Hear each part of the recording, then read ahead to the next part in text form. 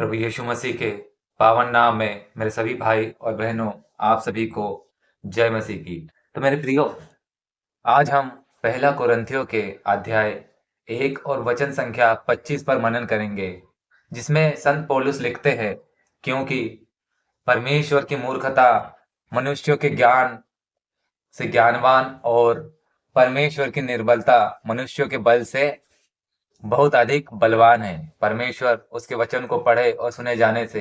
हम सभी को बहुत आयत से आशीष प्रदान करे। तो मेरे साथियों, इस वचन का अर्थ है, जब हम परमेश्वर की बुद्धि और शक्ति की ओर देखना शुरू करते हैं तो हमें यह साफ साफ दिखाई पड़ता है कि हम मनुष्यों की तुलना में हमारे परमेश्वर की योजनाएं और शक्ति बहुत अद्भुत और असीमित है। इस वचन के माध्यम से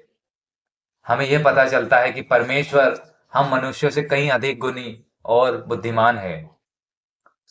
इस वचन के अंदर परमेश्वर की मूर्खता और निर्बलता को एक प्रकार से उदाहरण के रूप में प्रस्तुत किया गया है, जो हमें इस बात की ओर इशारा करता है कि परमेश्वर की दिशाएं और विचार और परमेश्वर के मार्ग और योजनाएं मनुष्यों के द्वारा किए गए महान से महान कार्य से भी कई गुना अधिक अधिक सामर्थी और श्रेष्ठ है। इन वचनों को समझने के लिए हमें पहला कुरिन्थियों के अध्याय 1 और वचन 28 को हम जब पढ़ेंगे तो हमें पता चलता है कि संत पौलुस उसमें कहते हैं कि क्रूस की कथा का जो संदेश है वह उन लोगों के लिए मूर्खता है जो लोग विनाश हो रहे हैं, लेकिन जो लोग परमेश्वर का प्राप्त कर रहे हैं उद्धार, ऐसे लोग परमेश्वर की कथा उन लोगों के लिए परमेश्वर की सामर्थ्य है। मेरे प्रियो, इस वचन में हमें यह सीख मिलती है कि मनुष्यों के लिए जो बातें मूर्खतापूर्वक और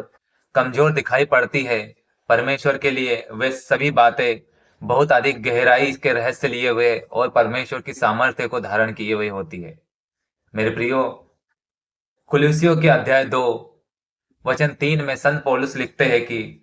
जिनमें बुद्धि और ज्ञान सब प्रकार के भंडार छुपे हुए हैं, जिनमें मतलब परमेश्वर के अंदर। इस वचन का अर्थ यह है कि चाहे मनुष्य खुद को अपने विचारों में, खुद की नजरों में कितना ही महान, कितना ही बुद्धिमान, कितना ही ज्ञानी क्यों ना समझ ले, लेकिन सच्चा ज्ञान और सच्ची बुद्धि केवल और केवल परमेश्वर के अंदर पाई जाती है, और परमेश्वर ही है जो सर्व सामर्थी और सर्वज्ञानी है। यह वचन हमें यह भी सीख देता है कि हमें सांसारिक ज्ञान पर नहीं, बल्कि परमेश्वर के ज्ञान को अपने जीवन पर महत्वपूर्ण स्थान देना है और परमेश्वर की बातों पर ध्यान लगाना है, क्योंकि परमेश्वर का वचन ही हमें कहता है, संसार पर मन लगाना विनाश की ओर हमें ले जाता है, परंतु परमेश्वर पर मन लगाना हमें अनंत जीवन की ओर और हमारे उद्धार की ओर ले जाता है। तो मेरे प्रियो, परमेश्वर आप सभी को